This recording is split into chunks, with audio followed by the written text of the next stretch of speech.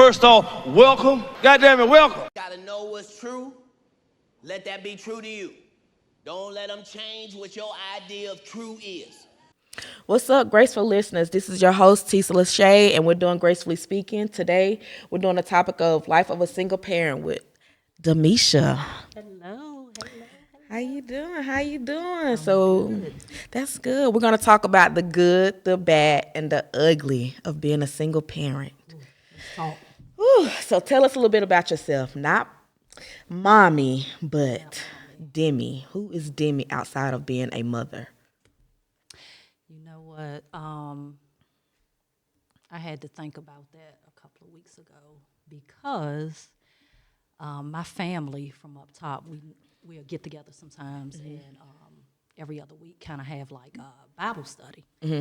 And that question was actually posed before. And the question was, who are you or who am I?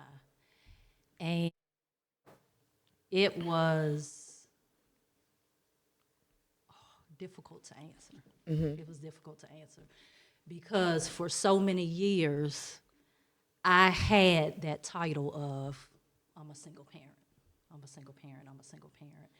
And I decided probably within the last year or so, I was like, I really need to get away from that, right?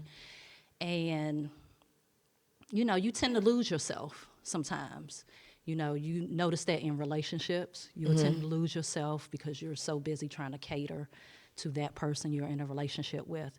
And I think the same thing happens when you're a single parent, right? So you're so busy putting yourself on the back burner because you're like, I have to take care of these kids. They have to come first, and you lose yourself. But to answer the question, in all honesty, I would, I pride myself on a person who is very transparent. I'm big on accountability. If I make a mistake or I'm wrong in something, I'm gonna raise my hand. And in a sense, for years with me being so accountable, I tend to raise my hand for others.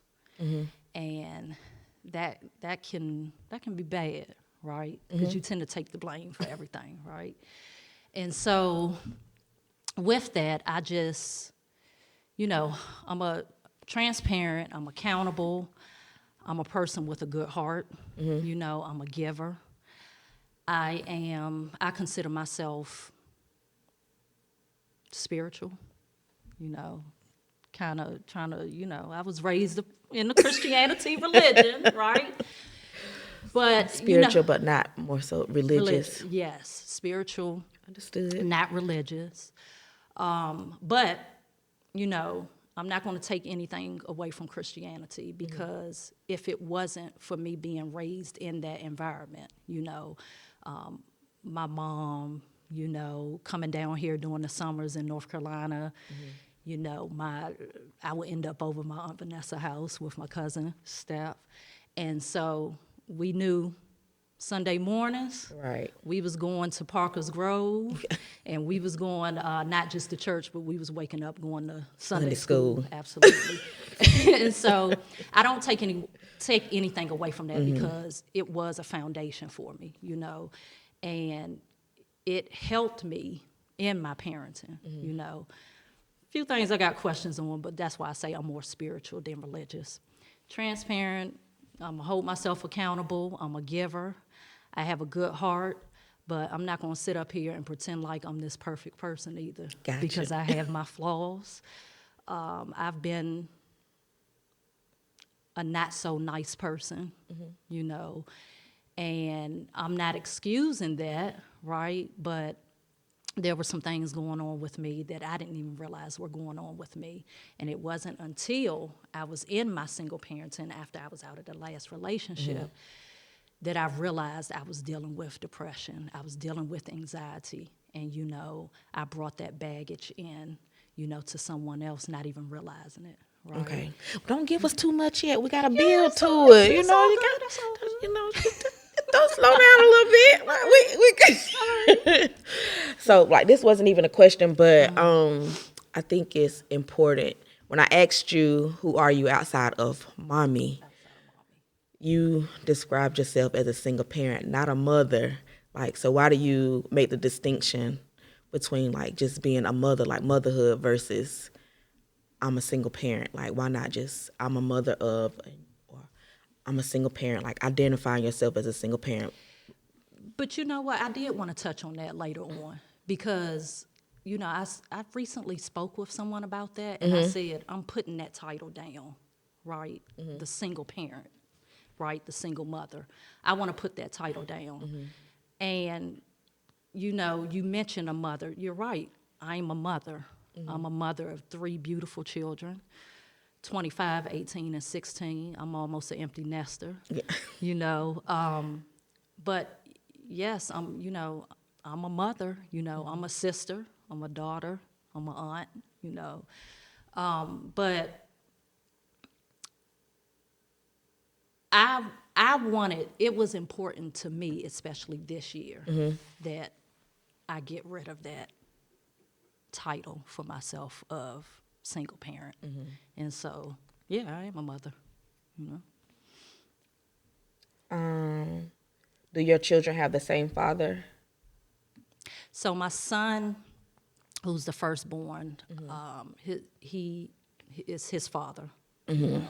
And then my 2 girls, they have a different dad. So 3 kids, 2 different dads. Okay. And what's your relationship between you and your children's fathers?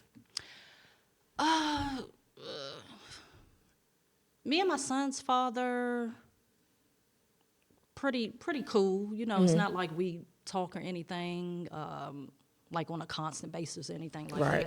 Our son is 25 years old now. That does not, of course, stop us from still being his parents. Right. You know, there's times we had to get on the phone, hey, what's going on with this dude, you know? Right. And I think for the most part, you know, I started dealing with him when I was about 17, 18 years old, so I was young. And it, of course, you know, ended up splitting up or whatever. But I had, you know, we had our issues, right? Like when my son was first born, I felt like, you know, he could have did more. And when I say more, I would try to, well, hey, you know, I want you to keep him or whatever, right? But the thing was, it wasn't a thing where the support just wasn't there from him, you know. He kept him sometimes, but for the most part, you know, he would make arrangements. If he couldn't do it, hey, he's calling his mother, he calling his sisters or whatever. For the most part, we're cool. We can still pick up the phone, see each other, you know, we still live in the same county. No animosity. No animosity. You know, everything's cool. We can still, you know, we still co-parent to this day if we have to. Me and my daughter's dad, unfortunately, not so much. There was a lot of things that went on, and I think that's a part of co-parenting, right? Healthy co-parenting, and your children seeing that, but you have to heal from what happened, what took place with the personal, with you all. Right. Yeah. So I was doing some research before we did this, and I thought that it was interesting and important that we talk about, I guess, the definitions of single parent, because a lot of people use that term, and I think they use it loosely. Yeah. Because some people, they say single parent, but really they're co-parenting with, you know, someone else. And so what I found is the definition of single parent is single parent families are comprised of a parent or caregiver and or one or more dependent children without the presence and support of a spouse or adult partner who is sharing the responsibility of parenting. When co-parenting refers to the process of divorced or separated parents continuing to raise their kids or child together even after they have separated as a couple. Parallel parenting, which I never heard of, I haven't either. Hey, educate me. Educate me. is a method of shared parenting in which parents interact as little as possible with each other while maintaining their relationships with their children. Divorced parents in this group collaborate, plan, and make decisions about their children together. But they may have different schedules, parenting styles, rules, and priorities, and may be unable to reach agreements about their child's needs or daily routine. Yeah. So I guess, I don't know, like trying to co-parent but not really agreeing on stuff. So I don't know, but that's what they call divorced parents. But yeah. Well, I've never been married. So, well, that's the term for it that they first they I use. heard of that parallel parenting thing. Yeah, like it was. They had another one that was like lone parenting, and lone parenting is basically a single parent with no support system. So some people, they're single parents, but they still, like have a village. So whether it be family members, friends, versus a lone parent is someone who is really alone, like they have nobody. Gotcha. So, yeah, I thought that was very interesting because people just always say single parent, and you be like, but I just seen. Yeah. Like, how you single? And then like they dated about them shoes, like, or they mama was, so you ain't really doing it by yourself. But you know what? Like with that, I considered, right? If I'm the one that the school is calling, if I'm the one that has to miss work, if I'm the one that's sitting up at night and this child is vomiting, if I'm the one that's going to all the dentist appointments, eye appointments, everything is pretty much ran through me, I was a single parent. You know what I'm saying? And in my case, and see, I really didn't feel as though I got pushed into single parenting until after my daughter's situation, when that relationship ended. Right. Because when I had my son, as this generation says, to me, his father understood the assignment, right? And I'm not saying he was perfect or I was perfect. That's not at all what I'm saying. I'm saying I was not overwhelmed in that situation how I was in the situation with my daughters, right? And so that's the difference with that, like the exhaustion, the overwhelming, and you just feeling like, God, I'm doing this by myself. And there's no real communication taking place. There's no working together. The communication is very minimum. You're feeling like this person is helping you when they deem necessary, and you just cannot do that. Right.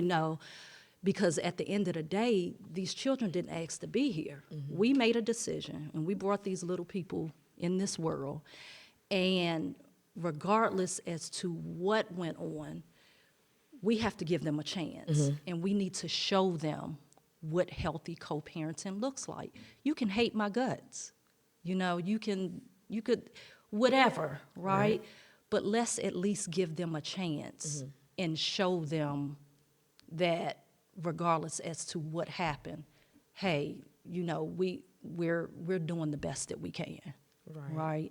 And you have to be careful what you subject your children to and what they see, because they can bring that into relationships, not even realizing it. And that's what happened with me. So with that being said, as far as you and your children's fathers, how were y'all raised? Like, so did they come from 2-parent homes? Did they come from a single parent home? Like, what did that look like for them and for you? So my son's father, I believe, if I'm not mistaken, raised by his mom. My daughter's dad, 2-parent household, mom and dad both in the home. As far as myself, growing up in Maryland, I remember as a little child, at one point in my childhood, my mom and my dad were together. But that was no more, right? So I was primarily, when I was up in D.C., before I came down here, I was with my mom. And my mom had been married, so at one time I was in a 2-parent household with my mom. Right. And then when I came down here, like I was talking to you before we started, I had come down here to North Carolina once before my 6th grade year. I was about 10 or 11 years old. Well, I was just staying with my dad. Right. Right? He wasn't married yet. I went back to D.C. my 7th, 8th, and 9th grade year and was with my mom.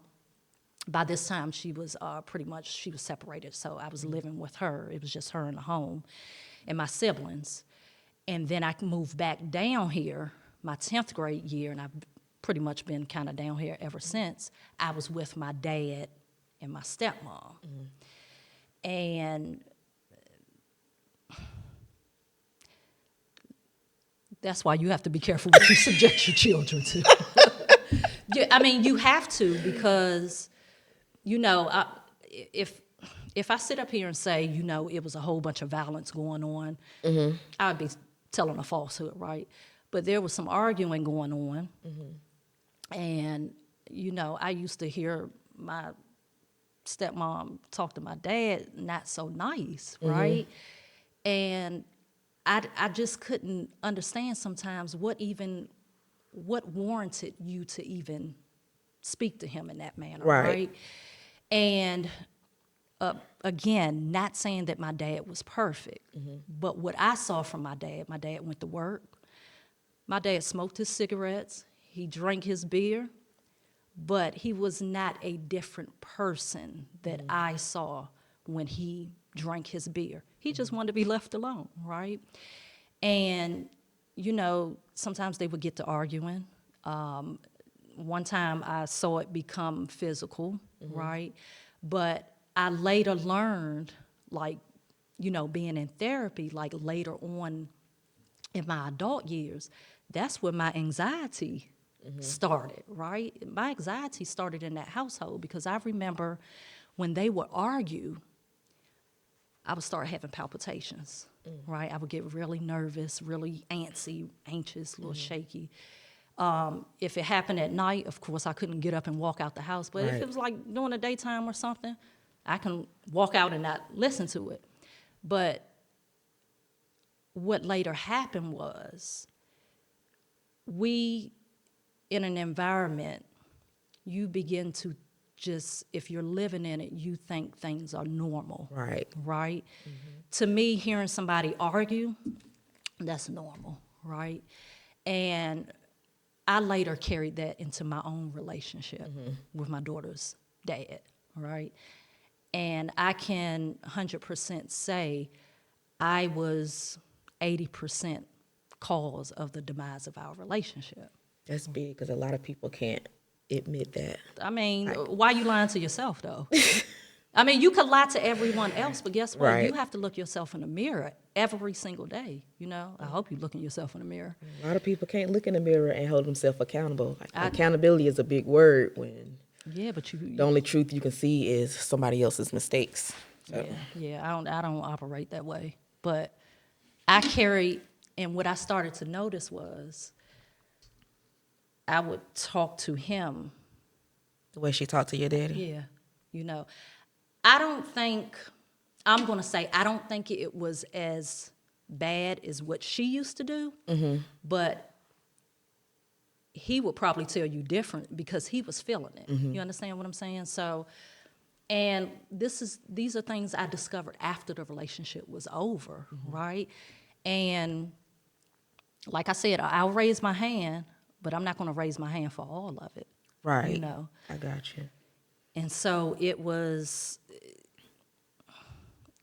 I was a drinker too at that time. And so, you get the popping off at the mouth. And, sometimes you say some things you don't mean. So. I got you. So how much of your childhood and your relationship with your parents do you think affects your parenting relationship with your children?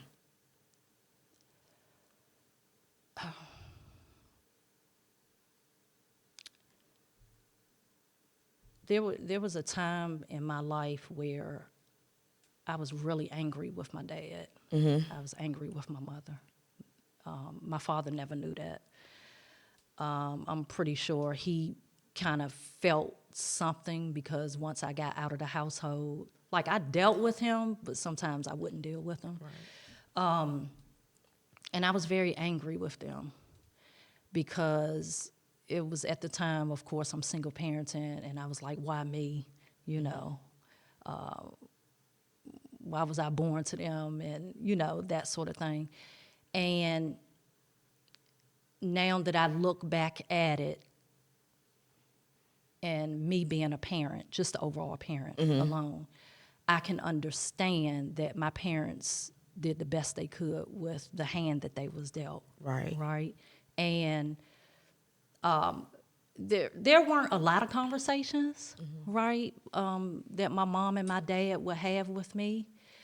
Well, primarily my dad. We didn't really have like a whole bunch of deep conversations, but my mom would talk to me about things, and she spoke with me about certain, hey, don't talk to strangers. Is anyone touching you inappropriately? That sort of thing. And so she would have conversations with me.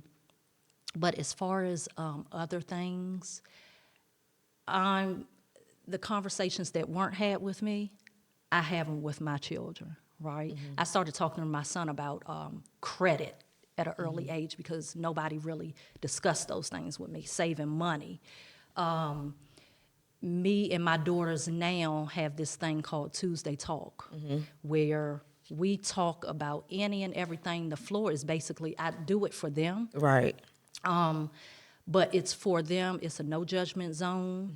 And you can say anything you want. You want to hold me accountable for something, you can do that as well. They call me accountable any day. Right. But we have this thing called Tuesday Talk, and we talk about any and everything. And I want my children to know, hey, the lines of communication are always open. And so I think as far as my parents are concerned, it's all about looking at possibly, I don't think it's an in-between, right?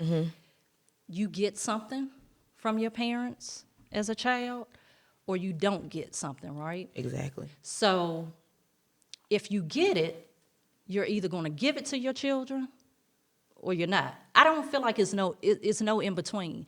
If you don't get something from your parents, either you're not going to give it to them or you're going to find a way to give them what you didn't have. And I think that's what I do. And I'm not at all saying my parents didn't, because I don't remember not eating or not being clothed or anything like that. But I think it's some things that my parents didn't know. I think that's big, though, because what you didn't get from your parents, like, you give it to your kids, and you talk about things that are like necessities, and you're like, oh, I can't think of not never having those are necessities. Like, we're supposed to have clothes. We're supposed to have food.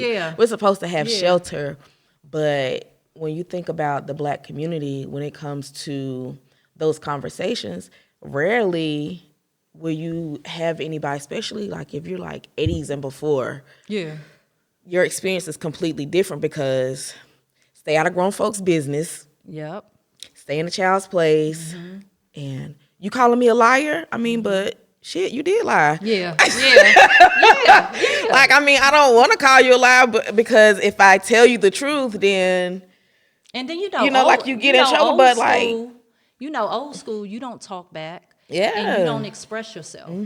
I don't do that in my household because that's how things get swept under the rug. Yep, and then what goes on in this house stays in this house. And that's so detrimental to your mental health, for one, because I feel like a lot of times in our community, we lose our voice because at such a young age, our voice is stripped from us because we're conditioned to learn how to express ourselves. And if it's not the way that they want you to express yourself, then you're being disrespectful. When you get to a place and you're older, it's like you fighting within yourself because you're like, well, I know something not right. Like, and I want to say something, but for so long you told me, don't say nothing. Keep it to yourself. You calling me a liar. So now you're looking at yourself like, am I making this up? Right. Overthinking it. Like, am I supposed to feel like this? Right. And it causes so much, like it causes depression, it causes anxiety, high blood pressure. So a lot of things, like you have a physiological response to it. And it's not necessarily like that you really have a heart condition or you have high blood pressure or anything. It's just, you really need to talk things out. Like you really need to get all some that stuff bottled up. off of Yeah. your chest. And for Black men, I think it's 10 times worse because as Black men, you're only taught basically one emotion, and that's anger. Anger. And so everything that comes up, the only way that they know how to express it is anger. Yeah, yeah. And that carries over into parenthood, relationships, all that. And so things that we experience in our childhood, it shows up in so many different ways. And Absolutely. I brought that up like as far as men because I think about like my own relationship with my daddy, and I struggle with a lot of stuff. Like I deal with a lot of stuff when it comes to like rejection, attachment, like a lot of those things, because for so long it was always, damn, like, why am I not enough? You know, like Yeah. you couldn't just choose me. But it took for me to get older and heal through a lot of things to be able to give my mom and my daddy grace, you know, like, okay, they gave me what they had to give. I had to learn to understand they gave in their capacity. Absolutely. And I was expecting something that they couldn't give me, Yeah. you know. And I was, you know, all these years expecting something from my daddy, like, oh, you know, just this, I don't know, just that thing. And when you think about it, I'm like, okay, thinking about his daddy, like, oh, It's he ain't generational. seen none of that. Yeah. So I'm expecting to get something from this man that he don't even know he lacked. And he's coming from a generation where it's even worse than what I got. Right. So to expect all of this, he hasn't even unpacked his trauma because he don't even identify what he went through as trauma, Yeah. but his coping was alcohol. Yeah. And then from alcohol, you get drugs. And from that, you get a whole bunch of other stuff. Now you got a kid. Yep. And here I am. And I done took on all this shit that you got. Yeah. And You you don't gotta- even realize that what you got going on, you done gave it to me. And as a child, I'm like, I don't know what none of this is. And it's normal for you. Yeah. You know? But you and gotta break the cycle somewhere. Like yeah. it's like it has to be broken somewhere, you know. And of course, I'm not a perfect mother, perfect parent, but I really make a conscious effort each day to, you know, be better than I was before, because Right. my children, they got the unhealthy version of me, and you know that may, you know, you go through all those emotions of feeling bad because I was dealing with depression and didn't even know it, and I'm mean and I'm angry, and you know,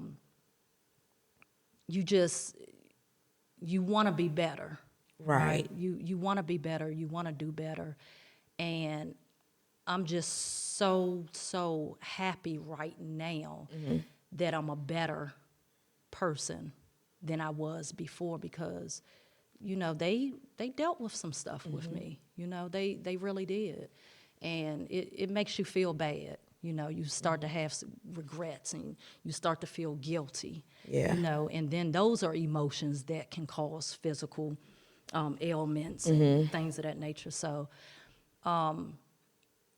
you know, a lot of things. I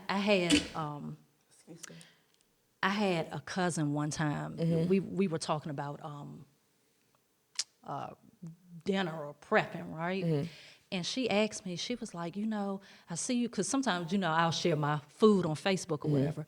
And she's like, you know, I need to get some ideas from you, and you know, how do you really motivate yourself to cook like that? And not that I'm this great cook, right? Because look, it's edible, right? it's edible, but I told her at that time, and I remember texting her this, and I said, you know what, it's personal for me. My daughters going to the high school they're in now, they had to get on the bus really early. Like my daughter's bus come like 6:30 in the morning. I'll be up 5:30, and they will have full breakfast on the table Monday through Friday, right? And, she was like, I can't do all that, but it was personal for me because it was at a time where I couldn't get up and do that for my kids. So that motivate, that's big for me. I'm up, breakfast on the table, and that was, for me, that's big. That's huge. I'm like, because, depression, and not that I wasn't feeding them, but sometimes I couldn't get up out the bed. Right. Some people don't even know that, but sometimes I couldn't get up out the bed, and so for me to wake up, I love it. I love now. I don't do a lot of it now because I was still doing it with the because the 18-year-old, she's about to graduate, the 16-year-old. But I was still doing it this year, last year, whatever. But they could do a bagel or something in the morning themselves now. Put a little cream cheese on it.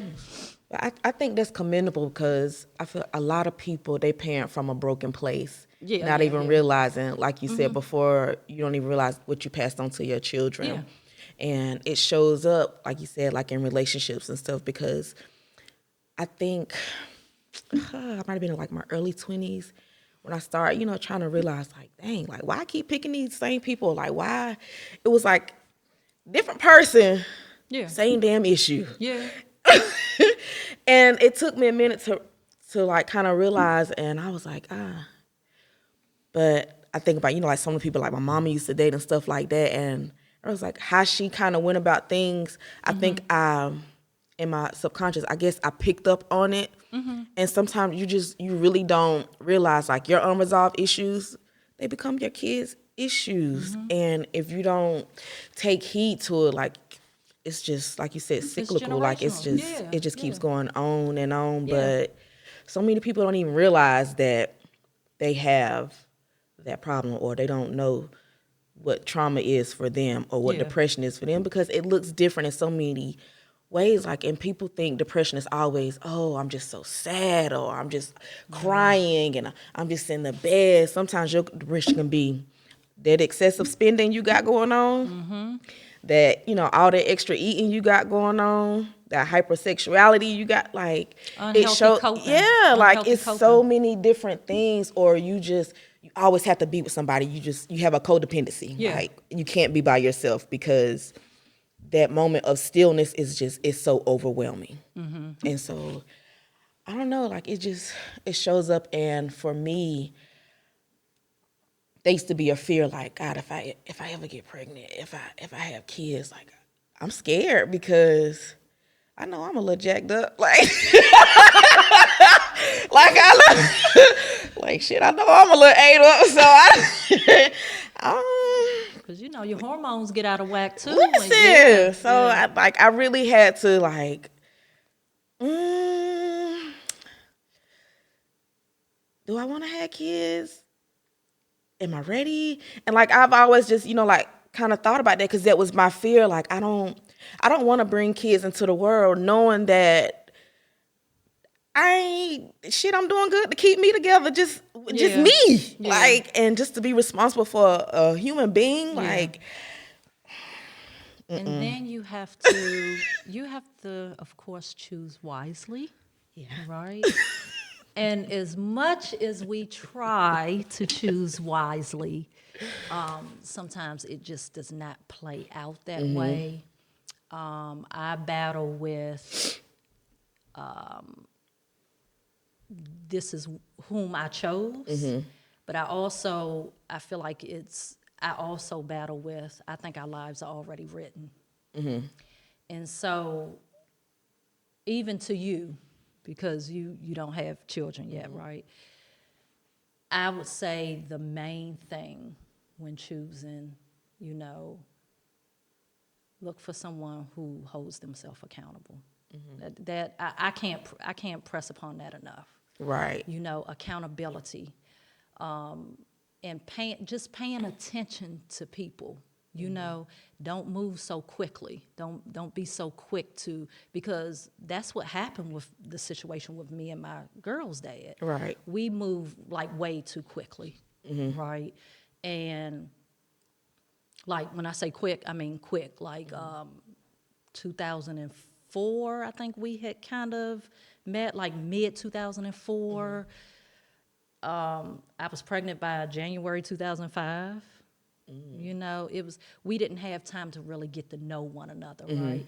And I think if both of us had that longer experience with each other before the children, both of us would have ran. Right.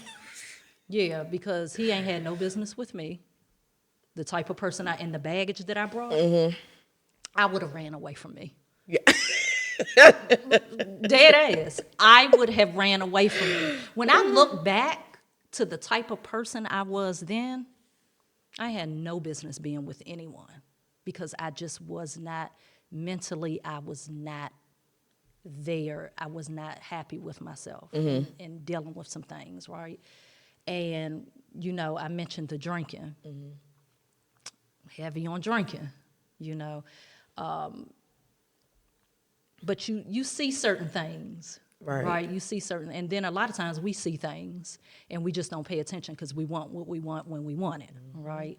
But yeah, both of us would have run really hard, but then I wouldn't, you know, I wouldn't have my babies. So, you know, kind of is what it is. So what do you say, like when people, like they have, I guess, like a shitty baby father, or some men have shitty baby mothers. If you know they're that way, why did you have another child with them? Yeah. So how does that, how does that work? Well, you got to understand, we were together, living in a household together. The person I saw when we were together, living in the household, is different from when we split. Of course, our first child together was his first child, right? And so he was very happy, you know, very enthused. And then again, it's all about choices. You know, I knew at the time when I conceived our second child, we didn't have no business. You know, we should have used precautions, right? And I knew exactly, you know, when it happened, right? I knew exactly when it happened. And, you know, it's not a thing of, you know, he was this way after the first child, and then it was just all bad, and then I had a second child. So it wasn't that, you know, he's a solid dude, you know. But, you know, something was supposed to happen with our second child. Right. You know, and I did not follow through with that. I didn't follow through. And I remember, like, going home that evening. This is after, you know, I'm pregnant with our second child. And now, mind you, we're still together. And I remember, like, praying that night. And I used to sleep with, like, my Bible up under my pillow. And I remember praying to God that night. And I was like, God, how am I going to make it with 3 children? Now, mind you, I'm still with this person. Why am I saying that prayer, right? And I would say my primary spiritual gifting is I'm a dreamer. I'm a dreamer, right? And it's really crazy because I had that dream that night. And, I went to bed that night, and I actually had a dream. I had a dream, and this is going to blow you. This is really going to blow you. What's today? April 4th, right? In that dream, I was like kind of like in this field, and it was almost like, you know, it was a crowd of people, right? Right. And in the dream, I saw like this obituary. You know how obituary looks, right? And it has April 4th on it, right? And this crowd of people are around me, and I see something come from the sky, but I know in the dream that whatever that was, it was kind of like it wasn't really good coming to harm me, right? And I remember looking to my left, and there was somebody, almost like somebody trying to put a curse, right? And I looked to my right, and these crowd of people just started to chant, God is on your side, God is on your side, God is on your side. And I was like feeling very scared in the dream, but I kept on seeing the obituary with the April 4th date. And on the obituary was a picture of a relative, right? A cousin of mine. And we would talk, right? And in the dream, they're chanting, God is on your side, God is on your side, God is on your side. And I just felt like this overwhelming peace, right? This was the April 4th date.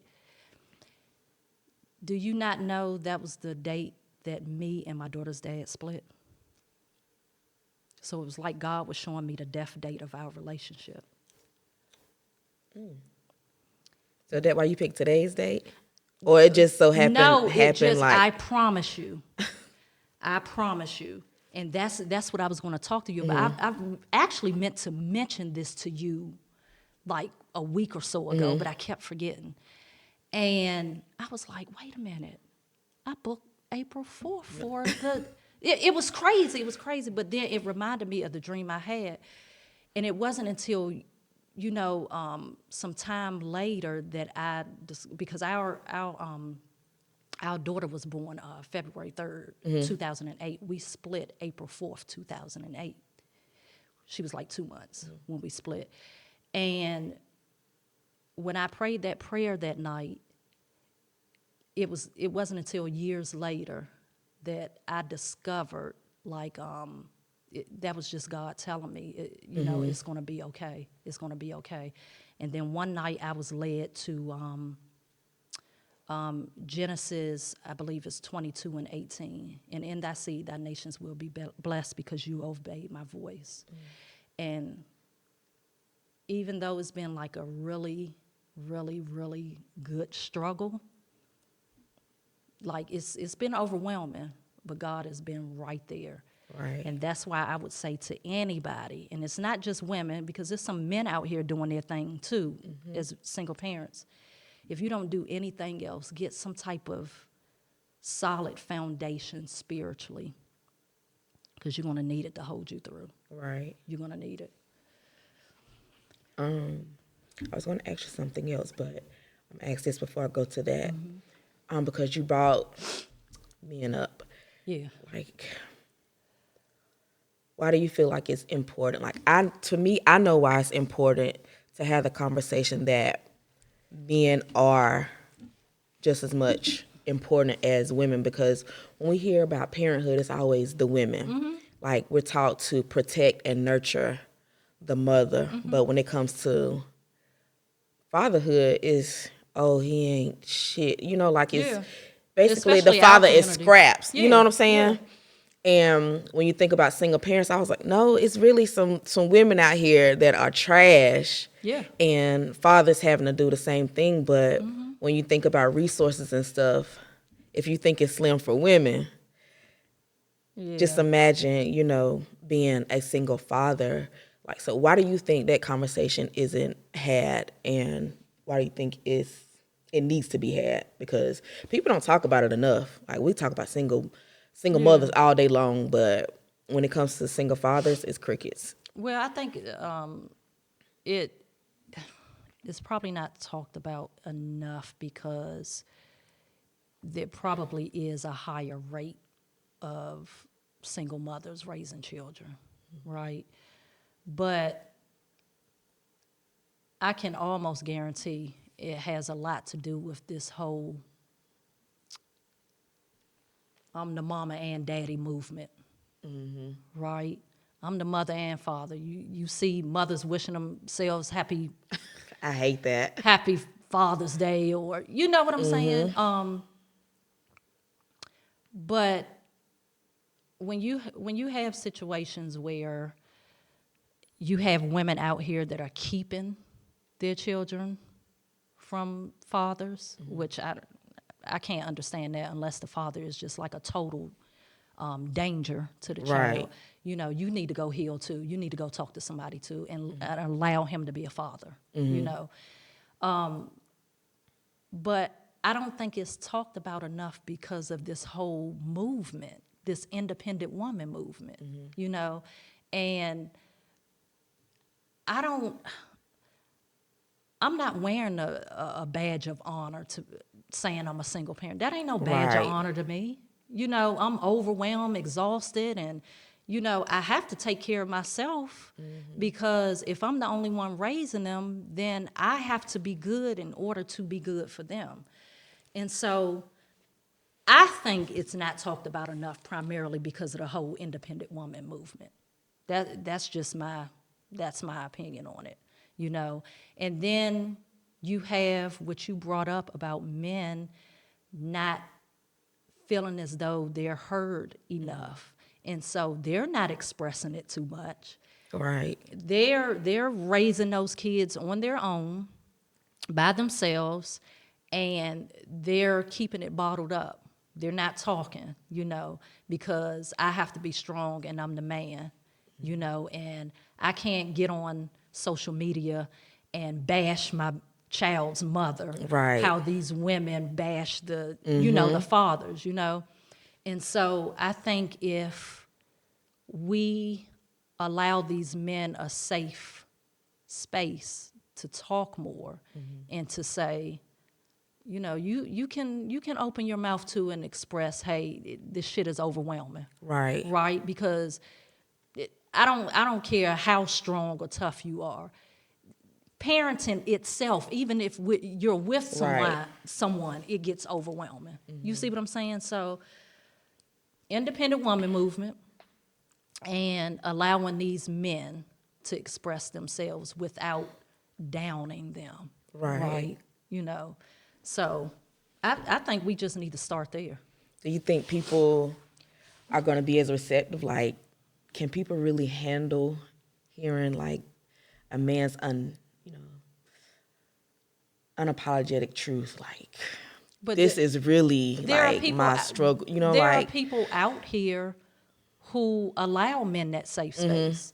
They need to find that safe space. If they don't have it, then you need to get the hell away from the people that's not allowing you to do that. right. You know, that's just it. That's for anything or anybody. If you don't have someone that you can go and talk to, if you know you're not into therapy or whatever, but if you don't have that, then you need to go find it. Period. End of story. You go find it. You know. As a single mother, how did you or do you navigate healing through your own childhood and adult trauma while simultaneously raising 3 children and their own trauma that they may experience? I didn't at first, like, because I didn't know how to do it. So I wasn't really doing it at first. I was just going because I got to take care of them. Right. You know, I don't have time to heal. I don't have time for that. These kids got to go to school. I got to do homework. I was in undergrad at the time. I don't have time to heal. What I'm going to do is I'm going to drink. That's my healing. That's how I was healing. I'm going to numb myself, and they're going to get fed. They're going to get clothed. And that's how we're going to do it, and we're going to wake up, and we're going to do it again the next day. And I'm going to, I don't have time for healing right now. Right. I can't do that right now. And what do you think happened when I was thrown into that single parenthood? What you think happened with my drinking? Increase. Skyrocketed. Okay, so yeah, I have family and support, but you can't go get no help because that means your kids got to be with somebody. And you're going to get talked about.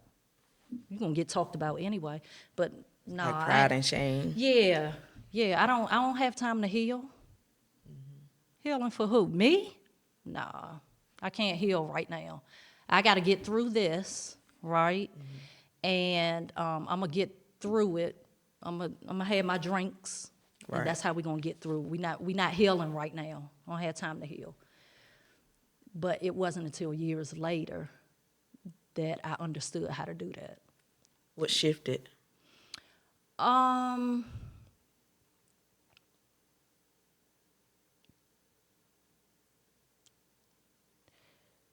Tapping into going back to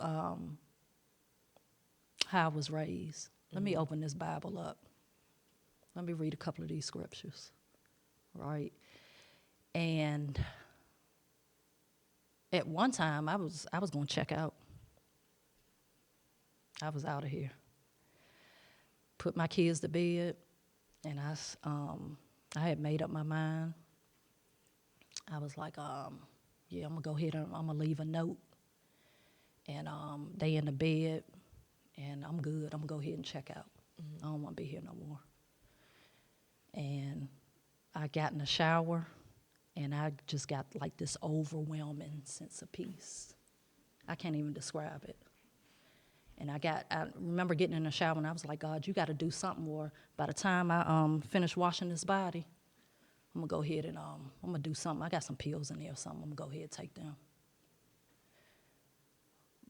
But then you experience what was talked about when you were being raised. Right. About the presence of God. I experienced something that brought me some sense of peace that night and changed my mind. But then you still go through your thing, right?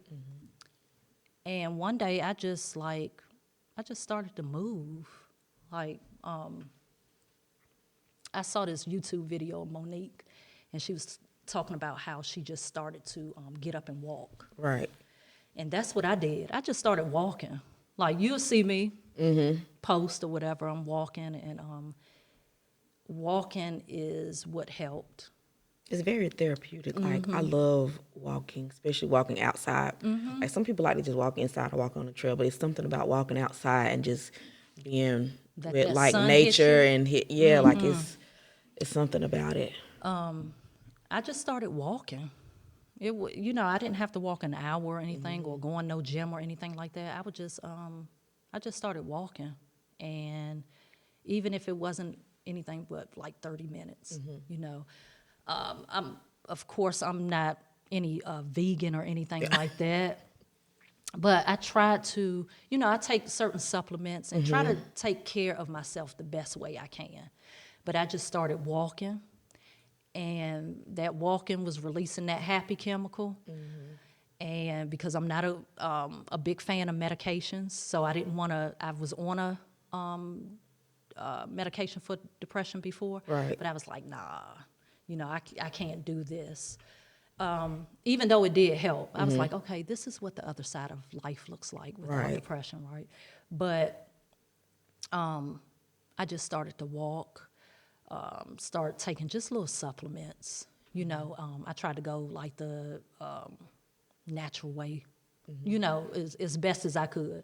Now, I still throw down with some little ribs and chicken and stuff like that. I'm not, but I try to you always talking about juicing and stuff like that. I juice. But I just started to move. And if you notice, even with water, when it's sitting and stagnant, it starts to get dirty and all that stuff. But flowing water is more clear and looks, but I just started to move. That's what I did. I started to move. Did I pray every day? No, but when I'm walking, I talk to God just like you and I sitting here talking. I just started to tap more into wanting to be a better version for not only my children, but for myself. But started walking, supplements. You know, I do my juicing. You know, I'll do some little breathing techniques, you know, just, different Right. stuff. And then those are more healthier ways of coping, Yeah. you know. Yeah. So, how do you think your being a single parent has impacted your children and their mental health? Well,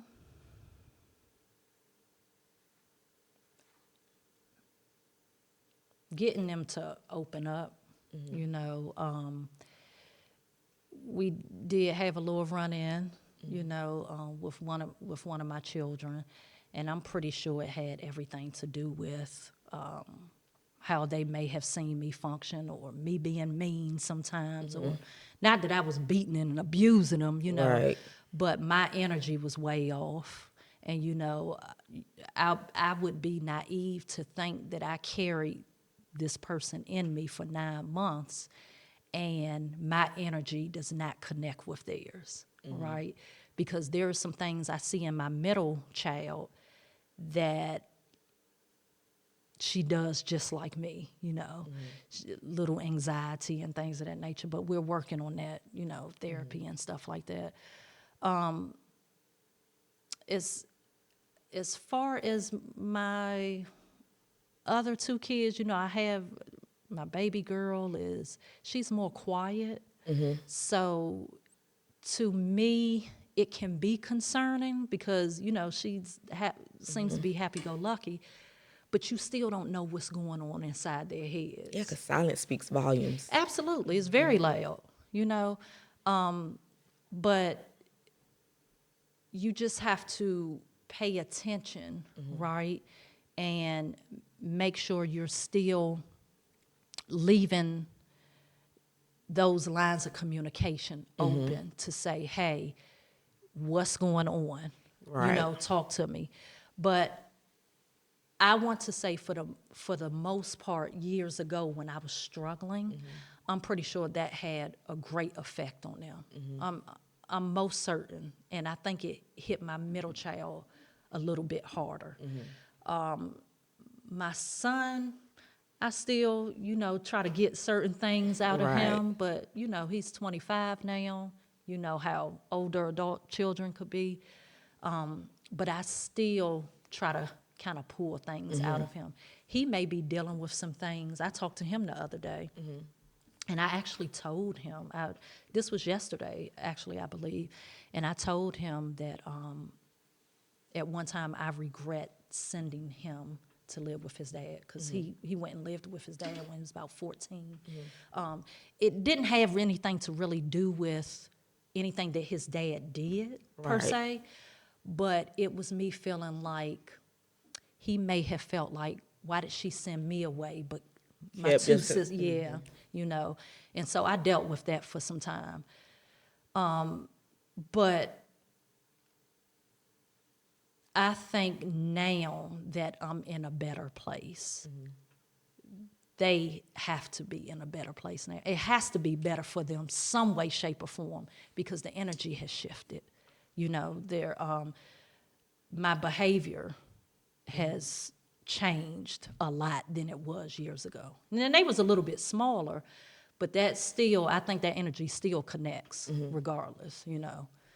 So does it has to be, or do you want it to be, or you pray that it's enough that you've changed? Because all it takes is that one thing to make an impact, and you never really know how that one thing impacts that person, you know. So, is it more of like I'm praying and hoping? I'm praying. That's all I can do, you know, because I think me putting forth the effort to do things better, it has to account for something. You know, it has to count for something. You know, I'm believing in that, right? Right. Because, you know, when I think back years ago when I wasn't really in a good place, Right. you know, the instability was there. You know, I feel like we're more stable now. You know, now there are some things they may be struggling with in regards to the other party. But to me, it's nothing I can do Right. about that, right? Because I've put in the work for about 16 years trying to explain to them how important they are, right? But that person has to get it. Exactly. Right. And then they're 18, 16 now. Is nothing I can do. That relationship is that relationship, you know. But I always just still try to encourage it. You know, I don't. Unfortunately, the truth can be ugly. Oh, yeah. And it doesn't feel good, right? But the truth can feel like bashing when you don't like accountability. Yeah. So it can feel like woe is me. Why are you picking on me? The truth is the truth. Like it is what it is, you know. But that was another thing. Like, I didn't want to make this a bashing ceremony, you know. So, but I think for the most part, the only thing I can pray is that, you know, God, I have made some type of changes and strides. It has to account for something, you know. So It's the thing, like, you know, because the seed is planted. It's just we never know when it's going to manifest itself. Like, because you can be like at that perfect place, like, oh my gosh, I'm in a good place, things have been going good, then boom, out of nowhere. Yeah. You're in a good season, you're in a good space, but now they're in their healing season. Right. Now they're in that space where they have to process everything.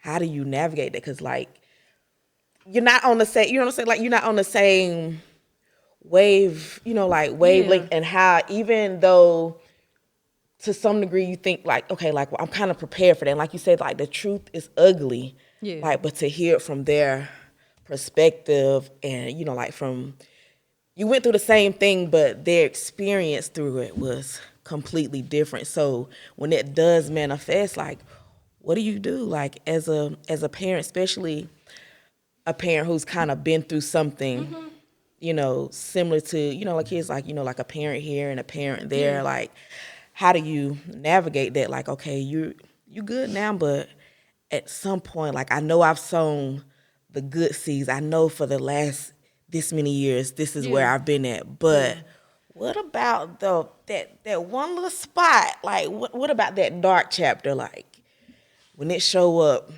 You gotta hold that. what do I do? Because I'm not even that person no more. Like, I can't even look in the mirror and find that person's existence. You know, like, so when they start talking about this person, like, what do I do with that? You know, like, because it's their experience. Like, it's their truth. Like, as a parent, what do you do with that? But you gotta own it. You have to own it. You have to own it, but you own it, but you don't stay there because you don't want to go back to what was, right? Right. But then it's time that you help them navigate through whatever. And whatever that takes, you have to own it and take that L. You know, you have to help them navigate through whatever that was. You know, you have to. That it's no way around it. You can't just dismiss it. But it's important for you yourself to know you're helping them navigate through that, but don't put it back off on yourself. Hold yourself accountable for it, right? But don't put it back off on yourself and take yourself back to what was, because that's not going to be good for anybody. But, you know, like, what's different, like, crazy about what you said, like, our parents and their parents, their response probably would have been something like, oh, well, you grown now. Like, I got you to where you at. I fed you. I clothed you. You had a house. You know, like you had shelter. Yeah. That was my job. That's what I was supposed to do. And you grown now. You know, like, it's different how your response is completely different than sometimes what we may have gotten. But Like, see, and that's when you're not getting to the core Yeah. of anything. And so now those children are carrying on, right? The same thing. So nothing is even being addressed or dealt with. Nothing. And I just couldn't do that. I can't do that, you know. I can't do that. That's not fair. That's not fair. And so that's why I said there was some, you know, some things going on with my middle child. I had to address it. If it was my fault, okay, I'll own it. I'll take it, right? If it was Dad's fault, okay. But forget about whose fault it was. What do we need to do to get you in a good space? That's what we need to focus on. Right. You know, but don't drag yourself back there. Now both your ass and then both of you somewhere sitting in the corner rocking with your thumb in your mouth, you know.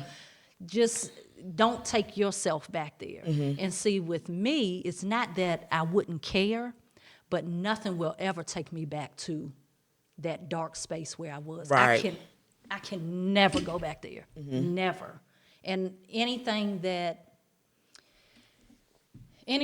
risks me going back there, I have to get rid of it. Like no.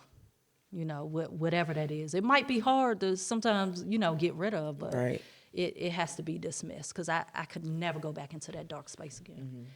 What are your thoughts on parents who are absent physically, mentally, and emotionally, but they never miss a beat when it comes to their child's needs financially, i.e. a pocketbook parent? Ooh, I experienced that. A little bit.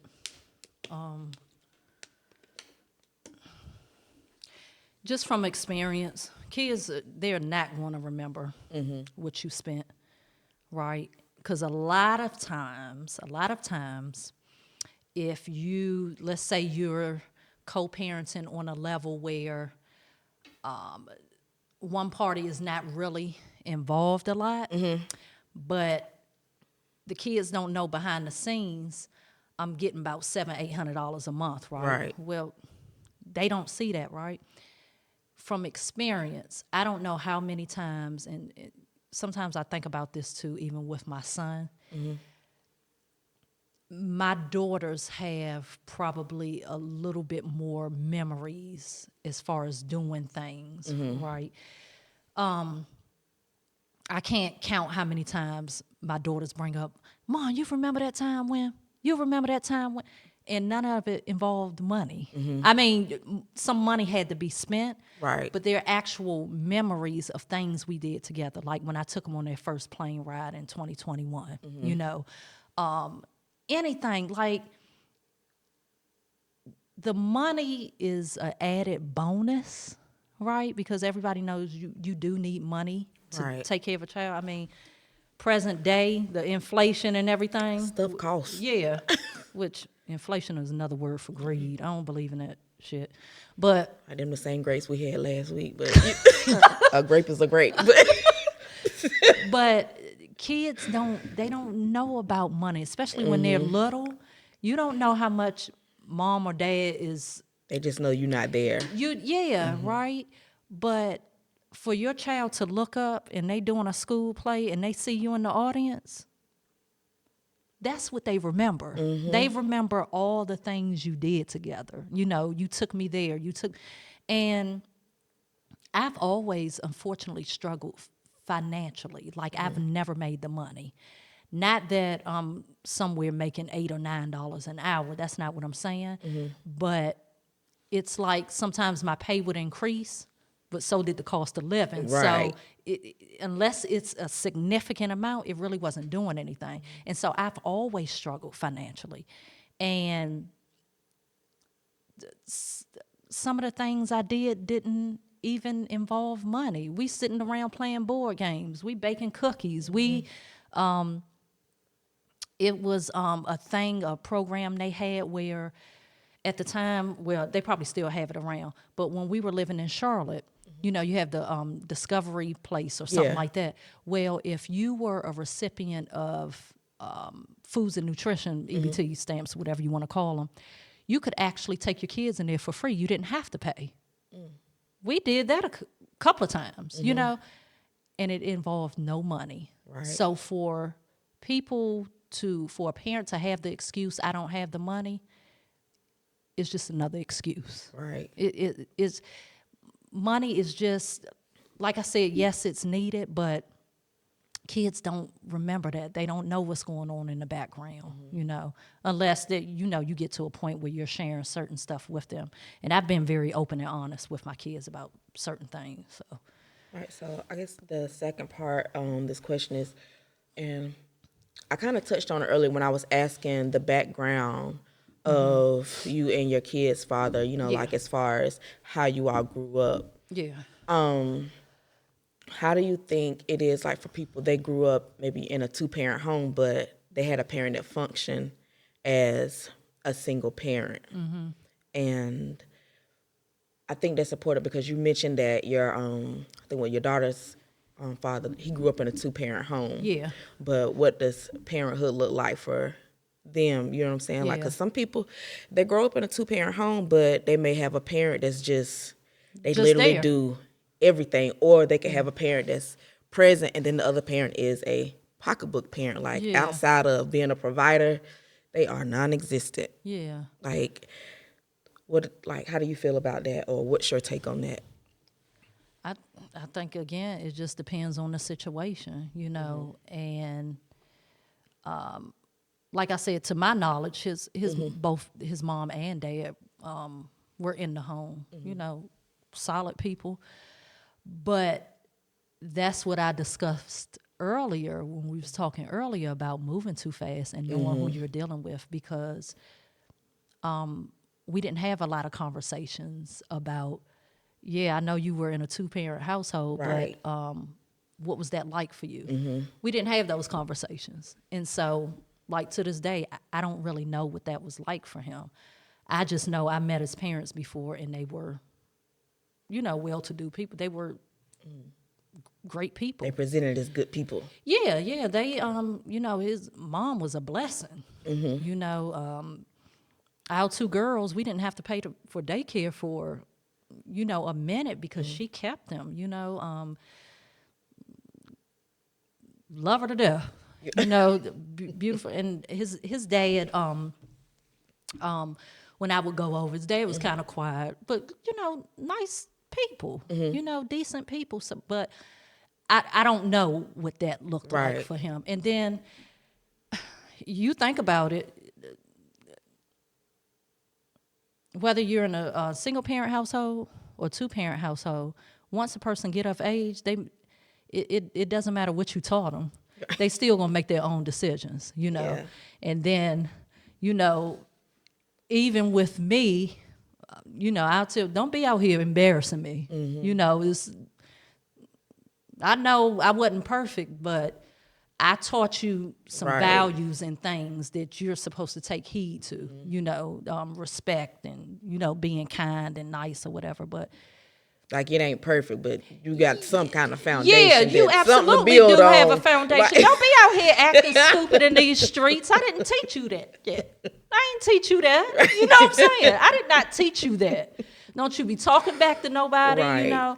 And then as far, I'm not saying my children are perfect, but they know you don't disrespect nobody out here. You know, your elders don't be kind, be nice, you know. Be a good citizen in society. Nobody has ever come back to me and, you know, again, not saying my kids are perfect. I know they out doing probably some things they don't have no business doing, but nobody has ever come back to me to say, girl, if you don't, now, sometimes, I had to talk to my son, hey, son, what you doing? You know, we in a small county down there. Everybody know everybody.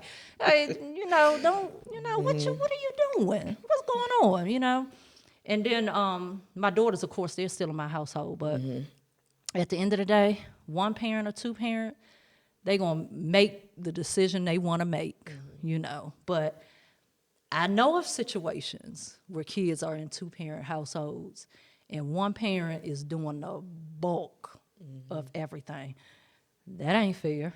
Yeah, like one thing I've learned is sometimes, especially if you coming from like a single parent home, like you just be looking like, oh man, oh, it's just us. Like we always lacking. And then you look and then you like, oh my God, it is like so amazing over there. Your mama and your daddy over the whole time. You don't know what's going on. They about broke. They hungry. Somebody getting molested. Somebody getting beat. Like it's just so much going on, and we just be on the outside looking in. Like people just we make that misconception. Like We're man, always, 2-parent home because yeah. that people preach that so much. Like yes, a 2-parent home, but that situation really ain't no different than mine. You know, really, if you take that shell off. Yeah, like, a healthy 2-parent home. Yeah. You know, and it's just important that that's what I was talking about earlier. Be careful what you subject your kids to. Yeah. You know, even me being that single parent, my son, my son couldn't, because he, of course, he was about 5 or 6 when me and my girl's dad met. Right. And so he was the only man that that saw. My girl's dad was the only man that my son saw. Right. But my son nor my daughters could ever tell you they saw anybody laying in mommy's bed, you know, because I didn't date.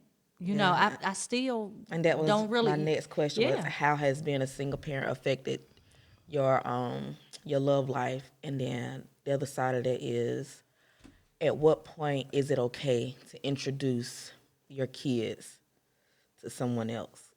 I can't tell nobody that. Like, because for me, it just depends on the situation. And, you know, hopefully, because my prayer, God, give me discerning, a discerning spirit. I think I got a pretty decent discerning spirit, right? But I'm still single now after 16 years. Right. That's not saying I haven't dealt with anyone in 16 years. However, had 3 kids in the household, 2 of which are girls. You hear the horror stories all the time about a mom that has a boyfriend and the abuse is taking place. And right, I would never have ever been able to forgive myself for that, right? Nobody has. I have a friend that I've introduced my girls to, and it's a friend, right? But they haven't stayed in, you know, none of that goes on around them. But I was single also for years for a myriad of reasons. So you break up, you go through that thing of the heartbreak, right? The guilt of it being your fault. Then I went through not being very confident in myself. Right. Not feeling like I have anything to offer. I have 3 kids. You know, who's dating single moms these days with 3 kids, right? So I went through different stages as to why I was single, right? But then now, and then I also went through a thing where I'm not all together, right? And not even that I didn't have anything to offer, but I'm not all together. I'm not bringing that baggage to someone again, right? That's not fair to them, because someone could actually enter your life that genuinely cares about you, right? I got too much going on. I'm not about to hit you with that. That's not fair. So I went through a ton of things as to why I'm single. But my main thing was I was careful about it because I didn't want anything to happen to my children, right? And it would be my fault. And I brought this person into my life. They did something to my children. And first of all, you got to go. You know, and I'm talking about more than just split. You know, like, no. You know what I'm saying? Like, you know, that's my child. Exactly. You know, that's my child. No, right? But I think as far as bringing someone around your children, you need to be very sure, very sure.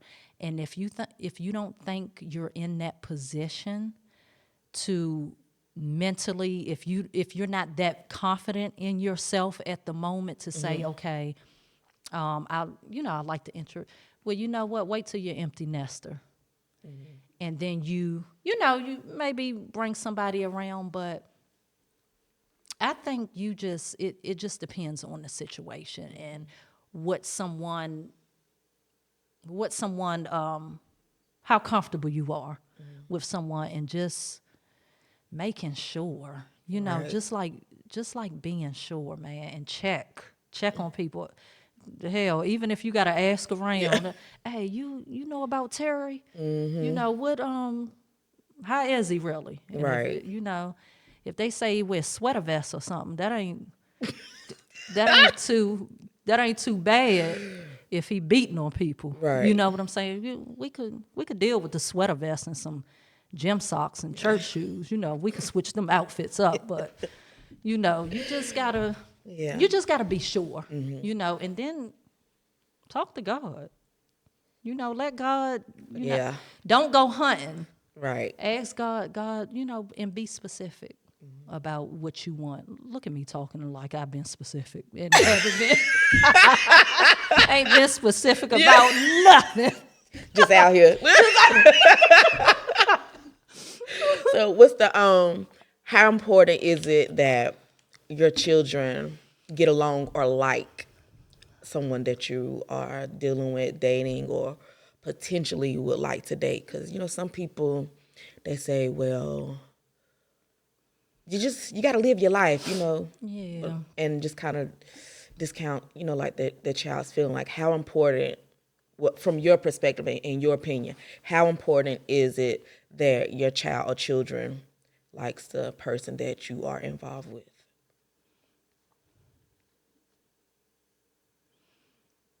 It's very important, right?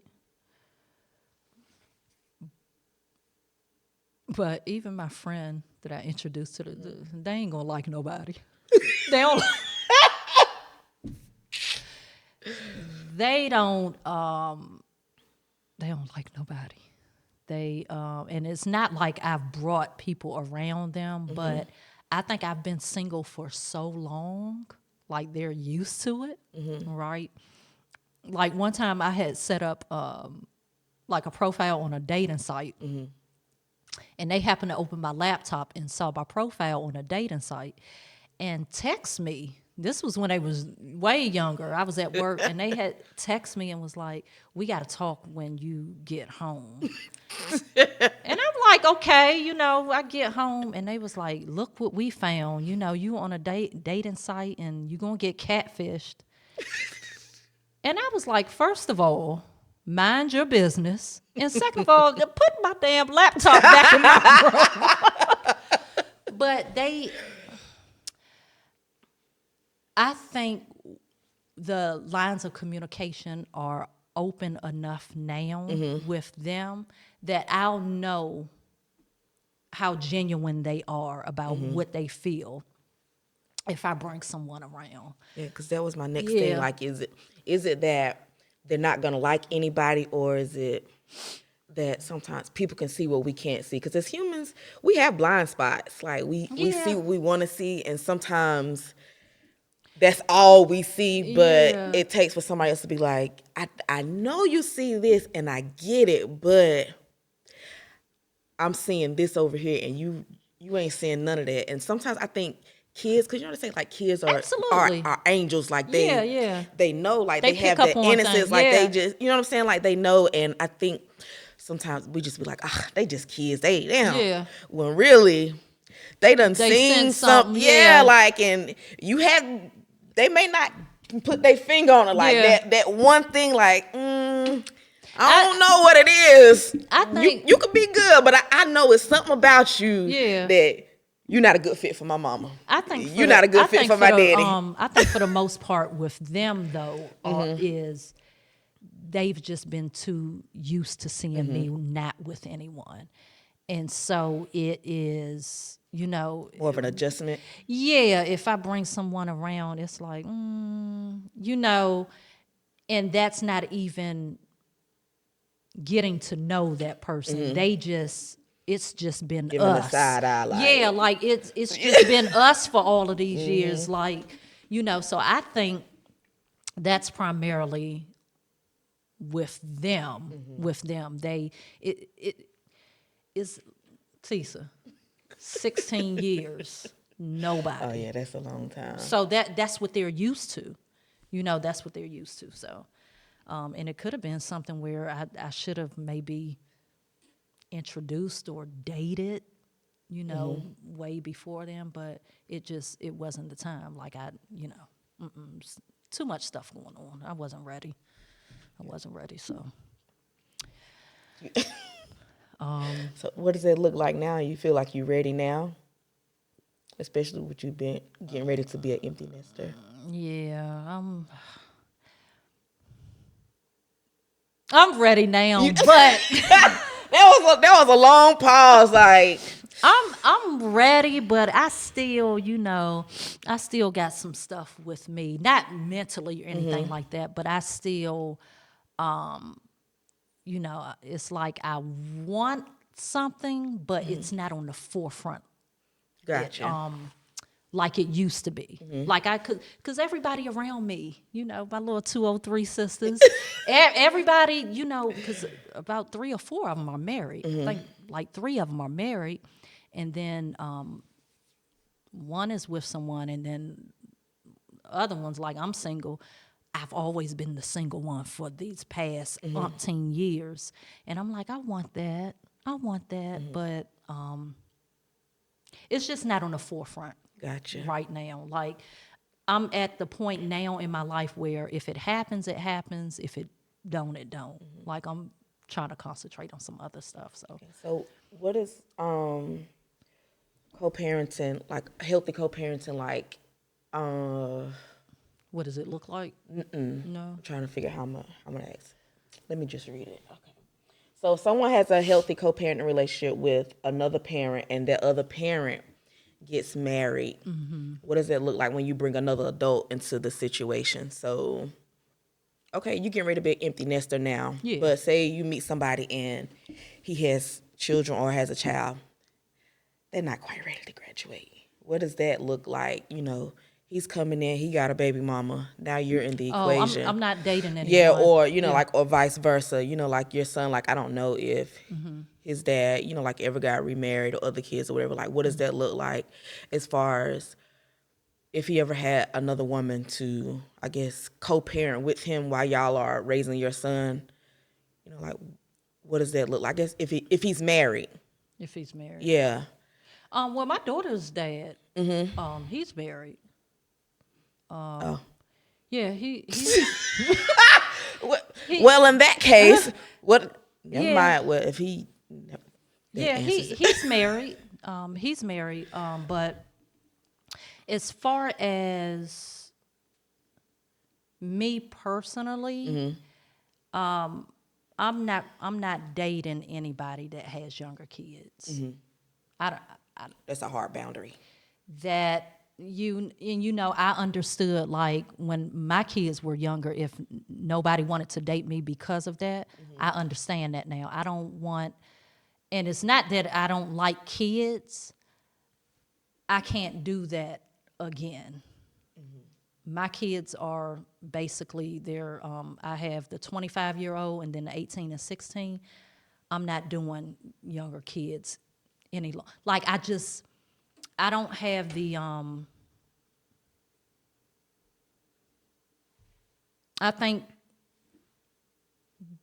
being the single mother, I don't, emotionally, I don't have that. And if you're dating someone with children, especially young children, you have to accept their kids, and I hope it's not men out here that knows that someone is not accepting of their children and they're continuing on. But I can't do that. I'm not interested in any man with smaller children because I just the raising of the kids. But as far as like my son's dad, when I sent him to live with him, you know, it was him and his girlfriend. We didn't have any issues or anything like that, you know. But you know, it depends on the situation and what you have going on. And that's how all I'll speak on that because I can't, you know, I can't. You move the mic. I can't, you know. Anyway. I got you. Yeah. I mean, because I know, like, it's different because some people, they have those instances, and you spoke on it a little bit, you know, like about how someone, you know, like a man or woman, it doesn't matter, like they can be dealing with someone and they'll change their interaction with their children based off who they're dealing with. Like sometimes, you know, like I've seen where it's so much friction, but you would think some people, they would, you know, like, well, it's going to be my kids. But some people, their attitude is, well, mommy or daddy got to have a life too. Yeah. And so, you know, like you see that, or some people, they're dealing with someone and they have a great relationship with their children, but they want to monopolize the time of the parent. Like, it's almost as if they're in competition with the kids. But it always tripped me out because my thing is, like, you went into the situation knowing that there were children and things involved. But I don't know, like, it's different when it comes to those blended families and things like that. Like, I mean, you know, you got to have a certain maturity level, you know, and if you're dealing with someone that they're not, well, first of all, I can't understand why someone would need to motivate you to be that parent to your child. But if you're dealing with someone and you have to push them to kind of be with their children or whatever, if you know they have children, what we dealing with here? You know, because it's nothing a man could tell me if I know you have children, and you know when a person is active in their kid's life or not. You know what I'm saying? And so there's nothing a man could tell me if I know he has children and I don't see you being as active. Like, that doesn't make sense to me. Like, I'm going to be asking some questions, you know, hey, you know, what's going on? Well, you know, but, you know, people just, you know, different people do different things, you know, and I couldn't be that selfish. Like, if I was dating someone with kids, that I needed their time. Like, if I know you're treating your children well, then I know, you know, I stand a chance of you treating me well. But if you're somebody that you created and you're barely active or whatever's going on, ain't nothing, man, you can talk about. You know, it's absolutely nothing we can talk about. Because if you can't give your kids time, like, yeah, like you never prioritize me. Yeah, something's wrong. Like, something's wrong. Something ain't right. Something ain't right. So, you know. I don't know, man. We at our time mark. I mean, you got anything else for the people? Anything you got coming up? By the way, I want to make it very clear. Although we are on my platform, this is Misha's episode. This is her idea, her baby. She's not gonna want to take credit for it, but this is her baby. She has a lot to say. So whenever y'all see her and when you see this, make sure you encourage her and push her to use her voice and to kind of step out that shell and do her own thing, because she has something coming. Do I? Yeah. Oh, okay. All right. What? Yeah. No, you know what? I wanted to do this to, it's amazing how we're in a world,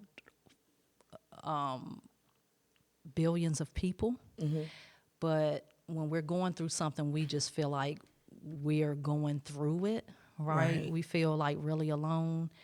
And single parenthood for me, that was a time for me where I just felt like I just felt like I was by myself, right? And not that I didn't have the support, because I did. You know, I have my family, I have my friends, but then you go through that period where you don't want to burden anybody, you don't want Right. to ask anybody for anything.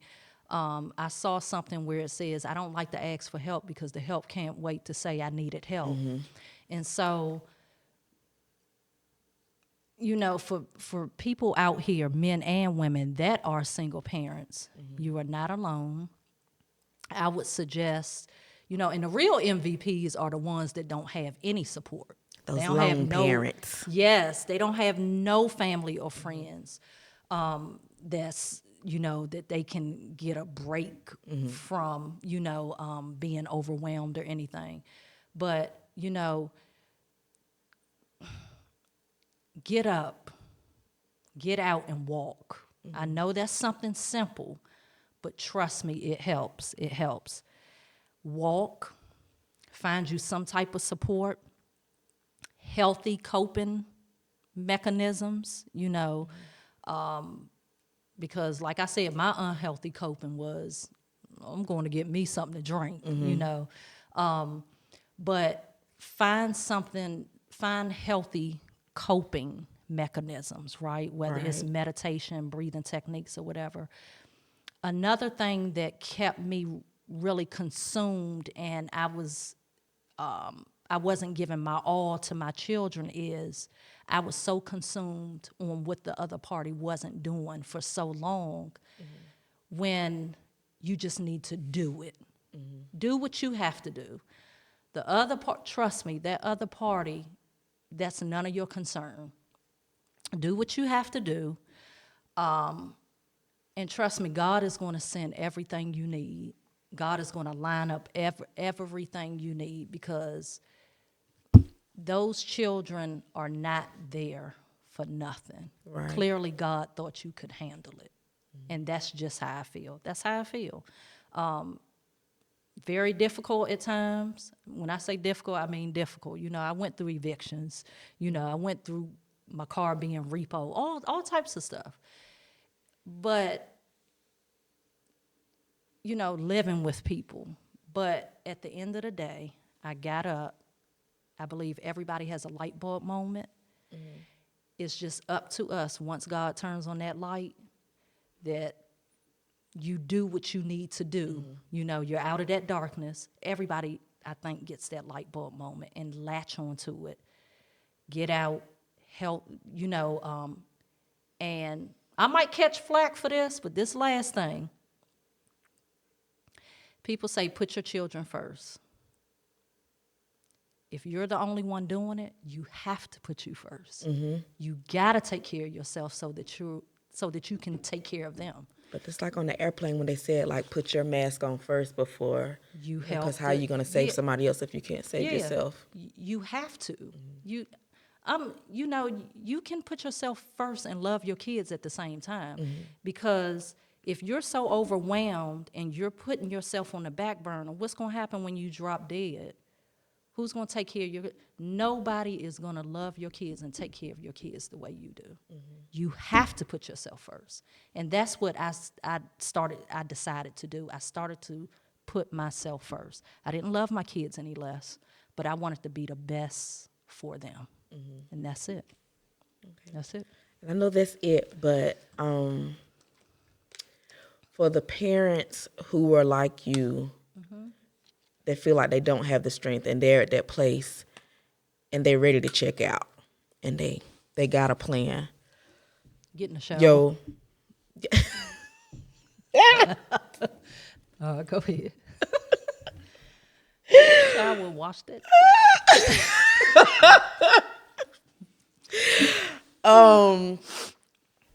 I just want you to take a minute to speak life into somebody else, because even if we just reach one person with this episode, I just want to encourage you to just speak life into that one person. Like, if you had somebody that could come to you, that could have came to you and said something, what is it that you would have needed to hear to make the difference? Like, I know you had God, but everybody don't have that relationship. Yeah.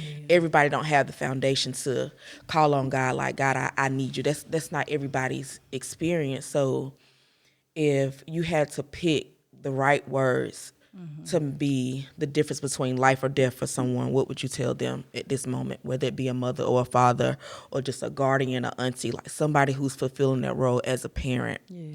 What do you say to keep on living?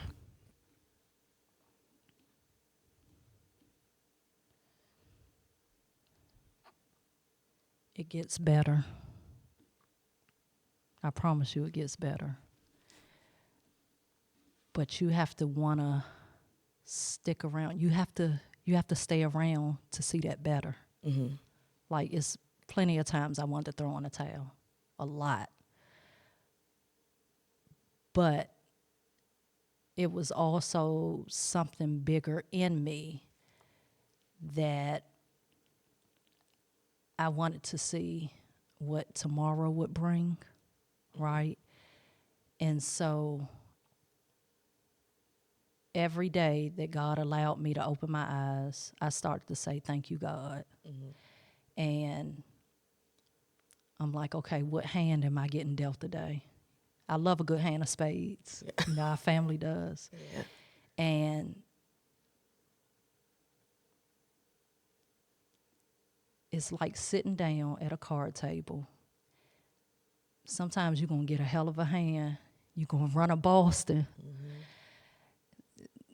Some days you're going to barely make board. Sometimes you barely make board. But guess what? As long as you keep on, you sit down and you can play again. Let me see what this hand going to deal me. Right. And that's what I did. I wanted to get a hand where I could just slap that damn big joker, little joker down. I got the deuce, I got the ace, I'm trump tight. Mm-hmm. And I wanted to wake up one day and be trump tight and run the fucking board. That's what I wanted to do. And I wanted to see what that was like. Mm-hmm. You know, some days I got a hand and I wanted to renege. Mm-hmm. I wanted to cheat my way out that thing, yeah. Right? I wanted to cheat. Mm-hmm. But then I was like, nah, because, you know, eventually they going to count that shit and see, hey, you done renege, you're going to have to run, you're going to have to do it all over again, right, or you lose.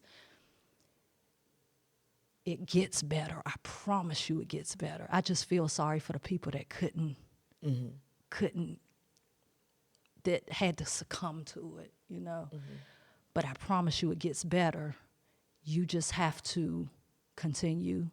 When God, each day that God allows you to open your eyes, you gotta know it has to be something better coming, because right, you'll continue to open your eyes. And that's what I had to hold on to. Mm-hmm. And better actually came. It actually came, you know. And you know for yourself, past couple of weeks has been like crazy, yeah, right? It's been like it's almost like God was like, see, I told you. I told you in the dream you had that night. I told you.